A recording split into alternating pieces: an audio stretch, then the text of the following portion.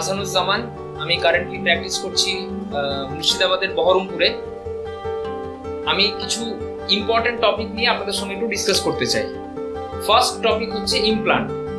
ইমপ্লান্টের ক্ষেত্রে আমি এই জিনিসটা পেশেন্ট অ্যাওয়ারনেসের জন্য আপনাদেরকে জানাতে চাই যে আপনাদের যদি কোনো একটা মিসিং টিপ থাকে বা ধরুন কোনো একটা জায়গায় দাঁত নেই, সেটা নিয়ে আমরা অতটা পরোয়া করি না, কিন্তু একটা দাঁত না থাকার জন্য আপনার গোটা দাঁতের স্ট্রাকচার ধীরে ধীরে ধীরে ধীরে খারাপ হয়ে যাবে।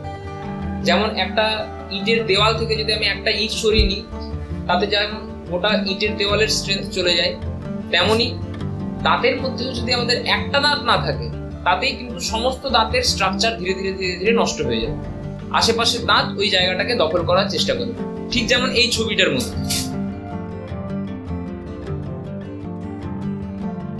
একটা দাঁত যদি না থাকে, সেই জায়গায় আমরা এফপিডি বা ফিক্সড পার্সিয়াল ডেঞ্চার করতে পারি, মানে দুই পাশের একটা একটা দাঁতের সাপোর্ট নিয়ে আমরা ফিক্সড একটা দাঁত লাগাতে পারি। কিন্তু এটার ড্রব্যাক হচ্ছে এটার লংজিভিটি 8 থেকে 10 বছর। তাছাড়া যে দাঁতটা আপনার লাগানো হচ্ছে এফপিডির মাধ্যমে, তাতে দাঁতের নিচে একটা গ্যাপ থেকে যায়। এই গ্যাপটা দিন দিন দিন দিন বাড়তে থাকে। এফপিডির থেকেও অ্যাডভান্স টেকনিক হচ্ছে ডেন্টাল ইমপ্লান্ট প্লেসমেন্ট, মানে স্ক্রু দিয়ে দাঁত বসানো, যেটাকে গোদা বাংলায় বলা হয় স্ক্রু দিয়ে দাঁত বসানো। এটার প্রসিডিওরটা 2 স্টেজে করা যায়। ফার্স্ট স্টেজে শুধুমাত্র এই স্ক্রুটা লাগানো হয়। সেকেন্ড স্টেজে মোটামুটি 3 মাস পর আপনার উপরে গিয়ে দাঁতটা বসবে। ফুললি পেনলেস একটা টেকনিক।